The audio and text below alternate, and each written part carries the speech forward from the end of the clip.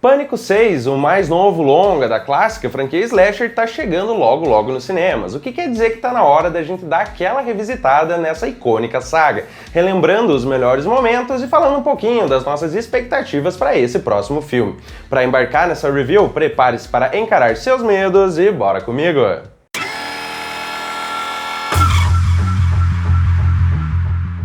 Olá, meus queridos e minhas queridas! Meu nome é Lucas Rodrigues e esse é o canal Cine Horror 101. O terror slasher tá cheio de clássicas franquias de sucesso. Nos anos 70 e 80 nasceram os grandes ícones do terror, como Jason Voorhees, Freddy Krueger, Leatherface, Michael Myers, Chuck, que inundaram os cinemas com diversas sequências e marcaram para sempre os pesadelos de diversas gerações. Passada essa época de ouro, porém, alguma coisa começou a acontecer ali no mundo do cinema de horror. Nos anos 90, apesar de a gente ter alguns bons filmes lançados ainda no início da década, o terror já demonstrava sinais de saturação e consequente decadência, algo que ficou ainda mais visível no terreno do slasher, o que significava que o gênero precisava urgentemente de uma renovação. Eis que chega o ano de 1996 e um carinha já bem conhecido dos fãs do terror, um tal de Wes Craven, apresenta ao mundo a sua mais recente obra, chamada Pânico, ou, no original, Scream. Tratava-se de um slasher teen que tinha tudo ali a princípio para ser só mais um filmeco genérico mais do mesmo. Porém, contudo, todavia, entretanto, por trás de uma premissa simples, escondia-se a pérola que traria toda a revitalização de que o terror precisava, alavancando o gênero e garantindo o lugar do Ghostface entre os vilões mais icônicos do cinema. Mas antes da gente começar a falar do filme e entender como e por que isso aconteceu, já aproveita aí para ir se inscrevendo aqui no Cine Horror 101. Aqui tu vai encontrar críticas dos novos lançamentos, reviews dos grandes clássicos e, claro, sempre muita dica de filme de terror para ti aí nunca ficar sem ter o que assistir. Já aproveita também e segue o Cine Horror 101 lá nas redes sociais para não perder nenhuma das novidades aqui do canal. Dito isso, agora sim, vamos falar de Scream. Uma onda de violentos assassinatos cometidos por um assassino que se esconde atrás de uma máscara fantasmagórica coloca a pequena cidade de Woodsboro em polvorosa. Nesse contexto, a jovem Sidney Prescott e seus amigos se veem no meio de um jogo sádico e violento que colocará as vidas de todos em risco, sem que se saiba quem será a próxima vítima e, menos ainda, quem é o verdadeiro assassino ou assassina por trás da máscara. Apresentando a premissa desse jeito, os mais desavisados que nunca assistiram Scream ou que não conhecem nem por cima do que se trata a franquia, podem imaginar que se trata de só mais um slasher genérico sem absolutamente nada de especial. E em certa medida, de fato, Scream é um slasher tradicional, porém se engana muito quem acha que o filme é só isso. Pois para além de só ficar amontoando clichês e apresentar aquela fórmula clássica de jovens sendo mortos um a um por um assassino mascarado, a forma como o Scream faz isso tá bem longe do que a gente tá acostumado a ver no cinema de horror. Ou pelo menos estava, né, lá na época em que o filme foi lançado. Explicando melhor, Scream é um filme que ele não se constrói necessariamente a partir dos clichês do slasher, mas sim em referência a esses mesmos clichês. Ou seja, trata-se em essência de um filme de terror slasher sobre filmes de terror slasher. Percebam que assistindo ao primeiro filme, a gente percebe que alguns dos personagens, se não vários deles, tem bastante consciência de que aquilo que eles estão vivendo ali se assemelha bastante a um filme de terror. E eu não digo isso no sentido de que o filme quebra a quarta parede, não é como se os personagens tivessem consciência de que são efetivamente personagens fictícios dentro de um filme, mas sim de que eles são capazes de reconhecer naquilo que eles estão passando diversos padrões que se repetem de novo e de novo nos filmes de terror slasher dos quais eles são fãs. Então os personagens vão estar sempre ali fazendo referências a filmes clássicos de terror, comentando sobre as regras e clichês desses filmes, enquanto o que acontece dentro do próprio longa reflete justamente isso. Ou seja, o filme não só incorpora clichês, mas também, consciente de que está fazendo isso, satiriza a própria incorporação de todos esses padrões e regras, explicitando a todo momento o quão saturadas e, portanto, previsíveis essas fórmulas são. Em um momento pós-década de 80, a década de ouro do cinema de horror, esse tipo de sátira funciona como um comentário sagaz a respeito da saturação do próprio gênero ao qual o filme pertence. E mesmo assim, o filme também não chega a ser um terrir, ele não é um terror com comédia mais escrachado, por assim dizer. Não se tem todos aqueles exageros e absurdos que geralmente marcam esse subgênero do terror. Ou seja, é uma sátira que, por mais explícita que seja, não chega a ser uma galhofa, funcionando muito bem ali dentro da proposta do filme de ser um filme efetivamente de terror sobre filmes de terror. E se eu falando isso dessa forma possa ter dado a entender que o filme é previsível demais, saiba que nele existem inteligência e perspicácia suficientes para subverter essa expectativa, se utilizando mais uma vez da sátira e da autoconsciência para construir um dos desfechos mais marcantes do cinema de horror. Mas é claro, hoje em dia, muita gente pode assistir Scream e realmente achar que o filme não é lá grande coisa. Afinal, ele é sim um longa bem clichê em diversos sentidos. O grande mérito do filme é justamente saber brincar com esses clichês e com isso construir comentários satíricos sobre os mesmos, ou seja, satirizar a si mesmo. E se algum desavisado for assistir Scream sem ter essa consciência, pode realmente não parecer nada demais. Afinal, o grande brilho do filme está justamente nessa sátira que ele faz ao terror, e não necessariamente no terror em si presente no filme. Esse terror existe e ele é efetivamente bem feito em diversos momentos. A gente tem todo um suspense e uma tensão construída ali de uma forma muito eficiente, mas realmente não é esse o ponto principal do longa. Seja como for, diante do grande sucesso desse primeiro filme lá de 1996, duas coisas aconteceram. A primeira é que o filme deu origem a uma sequência, que logo depois se tornou uma trilogia. Anos depois, em 2011, a gente teve Pânico 4, o último da saga com o envolvimento do Wes Craven, que logo depois acabou falecendo. Ano passado, 11 anos depois do quarto filme, tivemos Pânico, o quinto capítulo da franquia que não recebeu nenhum numeral no título. E agora, daqui pouquíssimo tempo, já teremos o próximo filme da saga, que vai contar com algumas mudanças aí que eu vou comentar lá na parte desse vídeo com spoilers. Já a segunda coisa foi que o cinema de horror ganhou todo aquele fôlego novo de que precisava, podendo assim fechar os anos 90 com chave de ouro e entrar com tudo nos anos 2000, aí com toda uma nova leva de filmes de terror inundando o mundo do entretenimento. E bom, agora pra gente falar das sequências e dar aquela relembrada nos melhores momentos da saga, não tem como eu não entregar alguns spoilers. Mesmo que o primeiro filme tenha lá já seus quase 30 anos de existência, é bom deixar aqui avisado pra ninguém reclamar depois. Então se tu aí, sei lá porque ainda não assistiu o Scream, é bom fechar o vídeo por aqui e voltar depois de ter maratonado a saga pra conferir o resto da minha análise. Agora, se tu já assistiu o Scream, o que, convenhamos, é o mais provável aqui, simbora para essa review. Bom, vamos lá. O primeiro filme, então, acaba com a grande revelação ali de quem que era o assassino por trás da máscara. Tratava-se do namorado da protagonista, o tal do Billy Loomis, que queria ali se vingar dela porque a mãe da guria tinha tido um caso com o pai dele que resultara lá no divórcio dos pais do cara. O Billy foi ajudado pelo seu amigo Stu, que era um doido completo lá, bem influenciável, que resolveu entrar na onda ali porque ele era meio que biruta mesmo. O Billy, assim, ele matou a mãe da Sidney um ano antes dos acontecimentos do filme e logo depois resolveu começar todo aquele massacre de Woodsboro, muito inspirado nos filmes de terror dos quais ele e o Stu eram fãs. Eventualmente, os dois acabam morrendo, o Billy pelas mãos da própria Sidney, e assim acaba o primeiro filme da franquia. No segundo filme a gente descobre que está sendo produzido um filme de terror slasher chamado Stab,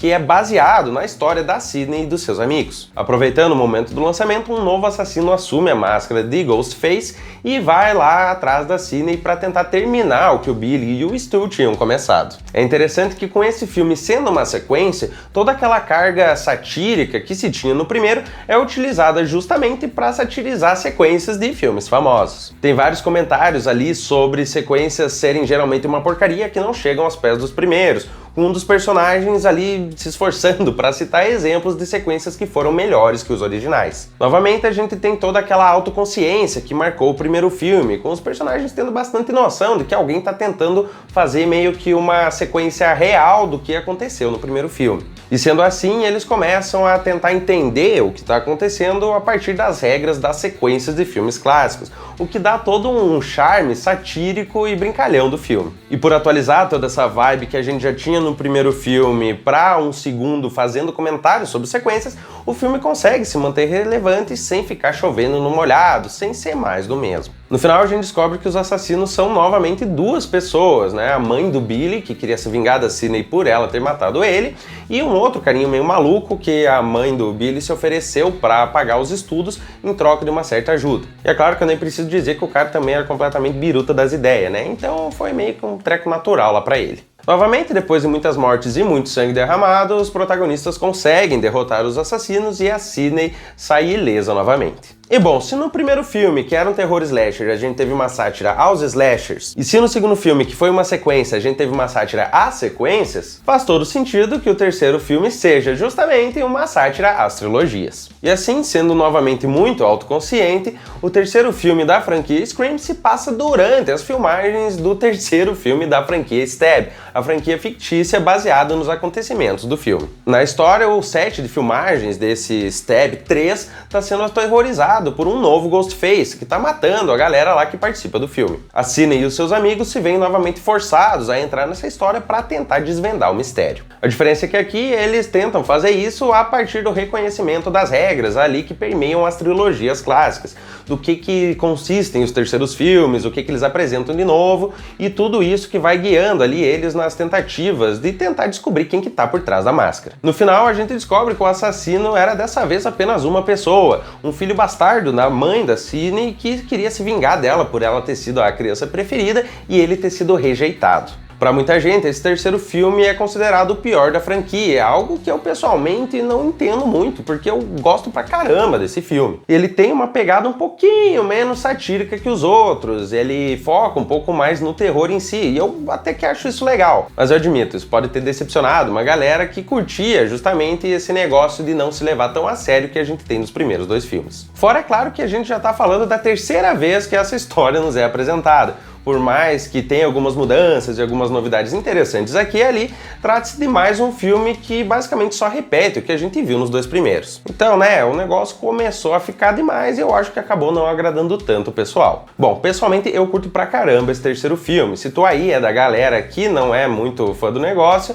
comenta aqui embaixo pra gente debater um pouco sobre esse longa. E bom, depois de uns bons anos, em 2011, a gente tem Scream 4, que dá uma atualizada nas sátiras e comentários que já eram marca da franquia para falar exatamente de franquias saturadas. A gente tem aqui novamente a mesma fórmula, a mesma pegada mais satírica e novamente a gente tem uma dupla de assassinos por trás da máscara do Ghostface. Trata-se dessa vez da prima mais nova da Sidney, interpretada pela Emma Roberts, que meio que tem inveja do sucesso da nossa protagonista e por isso quer matar ela para ela ter o seu momento de brilho. E para variar, o cara que ajuda ela é um meio doido lá que meio que gosta dela e tá lá, né, no rolê pra basicamente. Depois desse quarto filme, passam-se 11 longos anos antes do próximo capítulo da franquia, lançado ano passado, em 2022. Sendo o primeiro sem o envolvimento de Wes Craven, porque, né, o cara tá morto, esse longa ganhou simplesmente o título de Scream, sem o número 5 no final. E é inclusive interessante que no próprio filme tem uma parte que os personagens comentam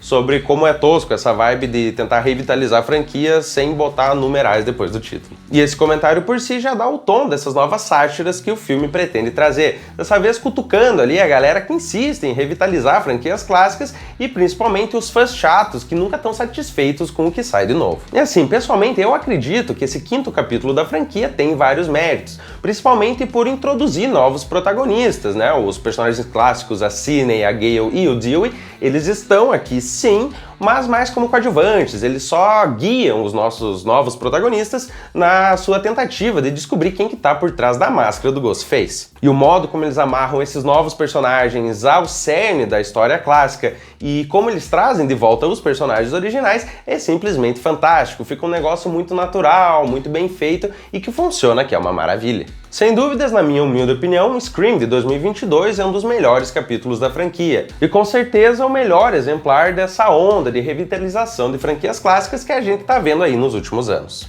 Antes de falar das nossas expectativas para Pânico 6, é interessante comentar aqui que entre 2015 e 2019 foi lançada uma série inspirada na franquia, um negócio lá que infelizmente, pra tristeza dos fãs como eu, acabou sendo cancelado. Na história a gente acompanha a jovem Emma e seus amigos na mira de um serial killer que usa uma máscara lá inspirada na do Ghostface, embora ali na história da série ela seja inspirada no rosto desfigurado de um assassino lá da cidade que tinha atuado anos antes. Trata-se de uma obra que incorpora vários elementos clássicos da franquia, como a sátira, a autoconsciência e todo todo esse descompromisso, ao mesmo tempo que consegue sim construir um terror bem legal e bem divertido. Infelizmente, mesmo assim, a série não agradou o suficiente para garantir uma renovação. Afinal, por mais que eu tenha gostado de grande parte do que eu vi na série, eu preciso também admitir que o negócio é bem bobinho e não tem nada ali que os filmes já não tenham feito antes e melhor. Se tu aí já assistiu a série Scream, comenta aqui embaixo o que tu achou, se tu é da turma que gosta ou da turma que odeia. E bom, agora sim vamos falar de Pânico 6, a começar aí pelas mudanças que esse filme aparentemente vai trazer em relação aos outros capítulos da franquia. A primeira e mais importante dessas mudanças é que esse vai ser o primeiro longa da saga que não vai ter a presença da Sidney Prescott, a protagonista interpretada pela Neve Campbell. O protagonismo dessa vez fica por conta de Sam Carpenter, uma personagem que tinha sido introduzida ali no quinto filme, né, e que aqui pelo jeito vai ganhar ainda mais destaque. Trata-se de uma filha bastarda do Billy Loomis, que é atormentada por visões do pai e que precisa lidar com o surgimento de um novo Ghostface agora na cidade de Nova York. Levando em conta que o Dewey foi morto em Pânico 5, ou Pânico de 2022, a única personagem clássica que a gente vai ter em Pânico 6 vai ser a Gale Weathers, interpretada pela Courtney Cox. E também, além dos sobreviventes do quinto filme, a gente vai ter também uma guria que aparentemente sobreviveu ao quarto capítulo da franquia e que vai voltar aqui para se aliar ao grupo de protagonistas na tentativa de descobrir quem é o novo assassino. O que tá me deixando mais encucado agora é o que esse filme vai querer satirizar. Afinal, ele já satirizou slasher, já satirizou sequência de slasher, já satirizou trilogia de slasher, já satirizou franquia saturada, já satirizou revitalização de franquia saturada. Então, o que eles vão querer, afinal, fazer aqui para aproveitar toda essa vibe satírica do filme? Isso tá me deixando um pouco encucado, até por algumas coisas que eu percebi no trailer e que tá sendo falado por aí, no sentido de que esse filme talvez vá ter uma pegada um pouco mais séria, mais terror mesmo, abandonando, né, um pouco a sátira que foi marca da franquia até então. Afinal, tá se falando muito de que esse Ghostface novo do Pânico 6 é diferente de todos os outros, então eu acho que a gente pode interpretar isso como a galera que fez o filme dizendo pra nós, esse filme não vai ser mais do mesmo, ele vai trazer coisas novas. E realmente, eu espero que traga, porque, né, ver o Ghostface matando a galera de novo, pra depois revelar alguém do grupo ali, toda aquela fórmula já batida da franquia, não ia ser tão legal, né? Ver um negócio ainda mais uma vez se repetindo, por mais que em Pânico de 2022 o negócio tenha funcionado legal até. Se o filme vai mesmo ter essa pegada mais séria e se isso vai funcionar dentro da proposta, a gente só vai saber, é claro, no dia 9 de março, quando o filme chegar nos cinemas. Eu pessoalmente tô bem ansioso para ver um Scream mais puxado pro terror mesmo, com mais violência e mais seriedade. Se isso for bem feito, de modo a acrescentar coisa nova ao mesmo tempo em que mantém mais ou menos a vibe da franquia, eu acho que Pânico 6 tem tudo para ser um dos melhores capítulos da saga. Só nos resta aguardar para descobrir. E bom, por hoje era isso, meus queridos e minhas queridas. Muito obrigado por ficarem comigo até agora. Não se esqueçam de deixar o like aqui embaixo caso tenham gostado do vídeo, porque isso ajuda pra caramba o canal. Também não deixem de comentar aqui embaixo o que vocês acharam dessa review, o que vocês pensam da franquia Scream e, claro, quais são as suas expectativas pro sexto longa da saga. Dito tudo isso, tenham todos ótimos pesadelos e até a próxima!